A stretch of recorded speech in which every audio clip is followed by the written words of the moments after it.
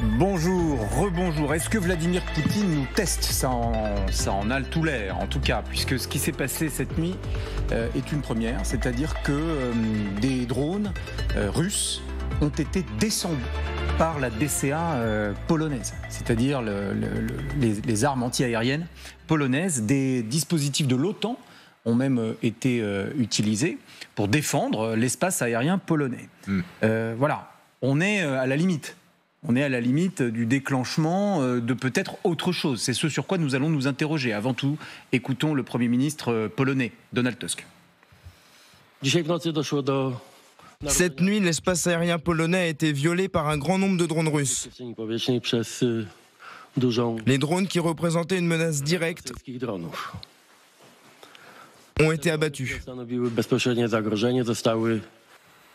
Alors, Grégory Phillips nous a rejoint, chef du service international d'LCI.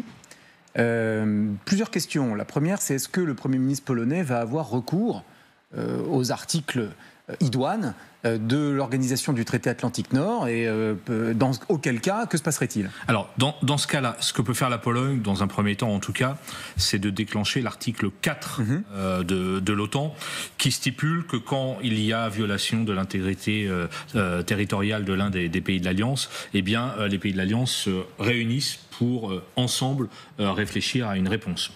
On est plutôt là-dessus pour l'instant. À ce stade, au moment où je vous parle, Varsovie n'a pas encore déclenché l'article 4, mais c'est ce qui peut se profiler au vu des nombreuses réactions et de nombreuses condamnations qu'on a vues depuis ce matin. On a lu qu'ils y réfléchissaient. Ils y réfléchissent. C'est ça. L'autre article, c'est l'article 5, c'est une réponse militaire à une agression militaire. On n'en est évidemment pas là pour l'instant.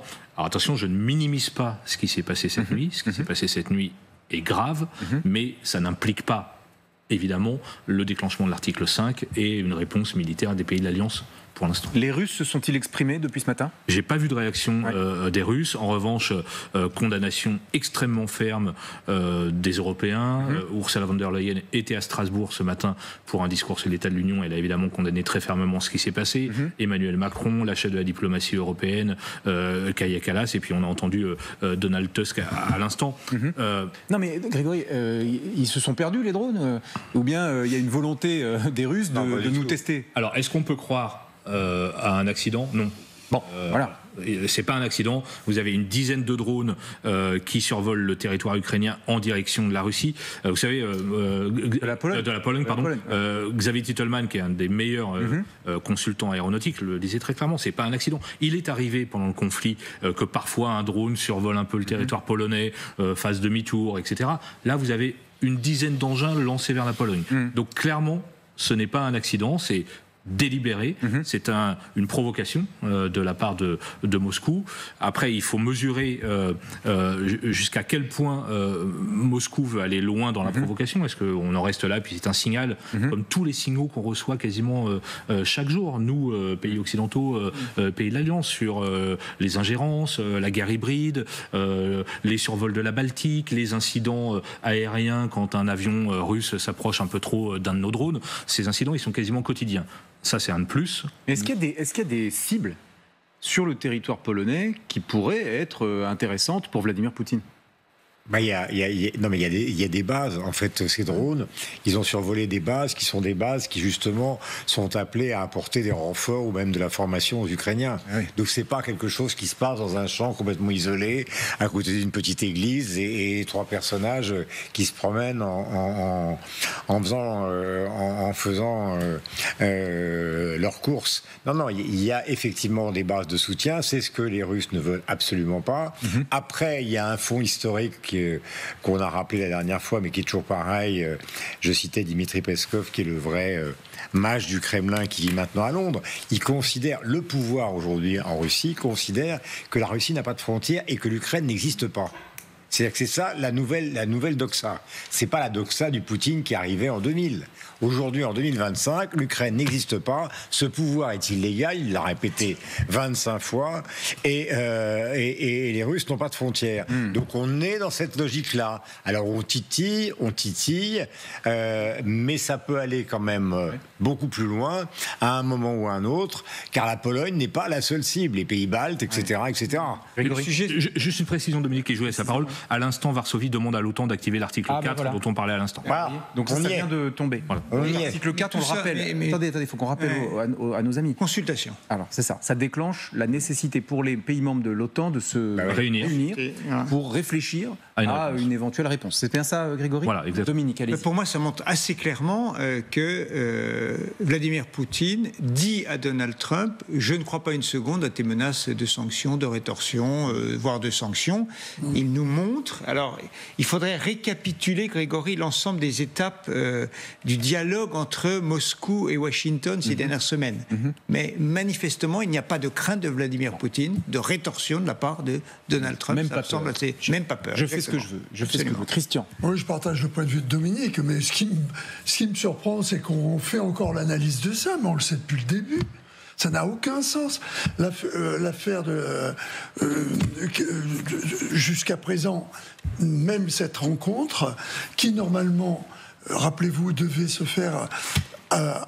s'est faite après qu'il y ait eu cet ultimatum dont on n'a jamais vu à quoi il servait de Trump contre Poutine. Les 50 jours, là. Voilà. Oui. Et que cet ultimatum aboutisse à une espèce de reconnaissance, en gros, de l'existence et des demandes de Poutine comme presque normales par Trump. Pourquoi s'étonner de tout ça depuis le début Et Guillaume le rappelait, Poutine a dit ce qu'il voulait faire et il le fait et il continue et il continuera tant qu'il n'aura pas été arrêté sur le terrain, parce qu'on en est là. C'est que la réponse, contrairement à ce qu'on imagine, c'est l'ancien soldat qui parle, c'est la réponse du plus fort. C'est pas la réponse de l'intelligent qui va dire bon ben il y a un calcul parce que sinon il n'aurait même pas attaqué. Je rappelle qu'en août 2021, son discours disait exactement ce qui vient d'être dit. L'Ukraine fait partie de la Russie déjà. Donc on est dans la logique de Poutine, pas dans la nôtre. Je vous propose que nous regardions ensemble. Comparaison n'est pas raison. Mais c'est toujours intéressant de se plonger dans l'histoire avec un grand H. Même si comparaison n'est pas raison, nous nous autorisons ici à réfléchir ensemble. Qu'est-ce qu'il va nous montrer ? Regardez Guillaume. Oh là là. L'assassinat de François Ferdinand. Du duc austro-hongrois.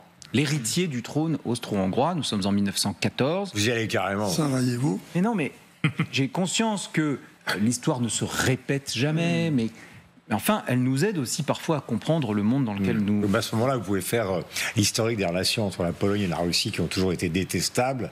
C'est un chapitre sans fin. Mais si vous voulez. Posons-nous la question, Guillaume. Est-ce que le phénomène d'engrenage, la grande différence, peut-il se répéter ? Est-ce que c'est quelque chose qui est possible ? David, nous avons le souvenir de ça. En 1914, du 3 août de juin. C'est en juin. Bon. Nous avons le souvenir, donc nous savons ce qui peut se passer, donc nous allons essayer quand même d'éviter ce type d'engrenage. Enfin, nous en avions déjà le souvenir en 1939, hein, Dominique. Oui, c'est vrai. Bon, Marion, Guillaume, tout le monde. Et je parle sous le contrôle de Grégory Phillips, mais la Pologne sait aussi ce qui peut arriver depuis 3 ans, puisque aujourd'hui c'est une des premières armées en Europe, voire la première en nombre de soldats. Donc la Pologne a bien vu la menace et a essayé de se préparer, sachant que l'OTAN, ça pouvait aussi prendre du temps. C'est-à-dire que là, on n'est qu'au début d'une demande de consultation. Avec hier encore des propos assez alarmistes du nouveau président polonais qui dit clairement nous sommes l'une des cibles dans les prochaines années de la Russie. Enfin, l'Estonie a déjà tiré le signal d'alarme, la Finlande a tiré le signal d'alarme, les Polonais sont très conscients, et comment ne pas l'être quand vous voyez ce qui s'est passé cette nuit, que la menace elle est à ça de leur pays. Donc oui. Et soyons clairs, soyons précis.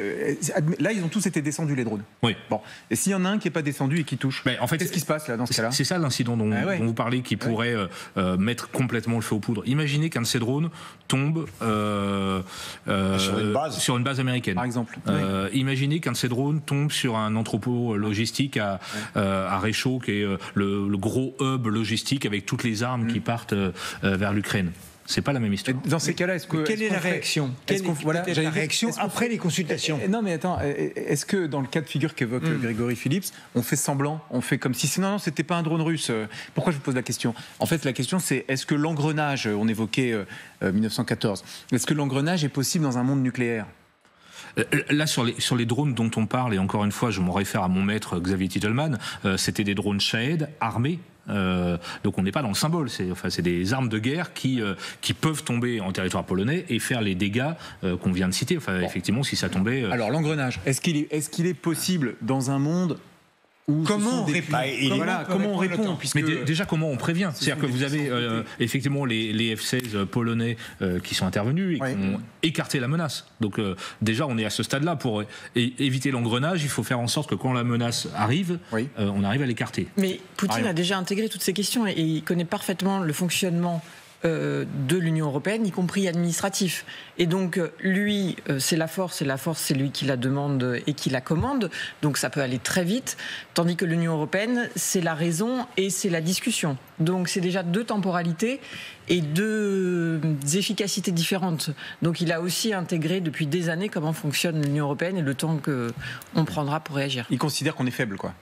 Oui. C'est ça, clairement.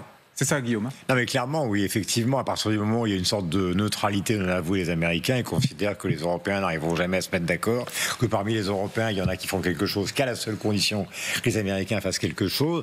Alors après, les scénarios du pire, parce que c'est vous qui l'avez voulu, hein. Il faut se poser des questions. Avec la guerre du Qatar. Le scénario du pire, moi j'ai discuté avec un des patrons de l'état-major en France. Le scénario du pire, par exemple, du nucléaire tactique. Imaginons, je vais dire, puisque vous avez parlé de François Ferdinand, je vais faire quelque chose d'un peu épouvantable et d'aller plus loin. Imaginons même que Poutine décide d'utiliser le nucléaire stratégique pour détruire Kiev et se débarrasser à la fois de la capitale et en même temps du pouvoir politique qui est. On a vu qu'il y a quand même des drones qui sont tombés à côté de lui. À ce moment-là, du côté occidental, on connaît l'hypothèse de réponse. Je parle sous ton contrôle. C'est pas de répondre d'un point de vue nucléaire, c'est de répondre d'une manière coordonnée d'un point de vue tactique et de détruire immédiatement 4 ou 5 villes russes. Donc il y a des scénarios qui existent. Il attaque nucléaire, on répond conventionnel, mais on détruit énormément. Mais pour l'instant, si vous voulez, c'est une sorte d'équilibre de la terreur qui est en train de jouer et qui a joué dans plusieurs conflits internationaux dans les années précédentes. Évidemment, on se souvient de Cuba et d'ailleurs. Le grand problème, c'est celui que mettait sur la table Marion, c'est qu'on est quand même dans un contexte qui est un contexte, j'allais dire, de motivation divergente au sein de l'Union européenne. Et c'est quand même très, très important. Et si on ramène ça à ce que disait, parce que c'est aussi le contexte de cette matinée, à ce qui nous arrive en France, les manifs, on attend un truc. Et il y a quelque chose quand même qui ramène à la thèse que je défendais tout à l'heure. C'est qu'il a beaucoup de qualités, monsieur Le Cornu, mais il faut qu'il dure 2 ans dans un contexte où il va falloir qu'il lâche tout aux socialistes et un contexte international où on attaque Doha d'un côté, les Russes taquinent la frontière avec la Pologne de l'autre. Lui-même a été ministre de la Défense, il connaît ça par cœur. Il est d'ailleurs très crédible auprès des armées, etc. Ça me paraît très, très compliqué à gérer. Si on pouvait régler nos petites affaires politiciennes afin de pouvoir oui, mais ça consisterait. Mais oui, mais alors là maintenant, mettons les pieds dans. Je me tourne vers Dominique puisque c'est l'économiste. Mettons les pieds dans le plat. Quel est le seul moyen de gagner du terrain? C'est en gros de tout lâcher aux socialistes et très vite.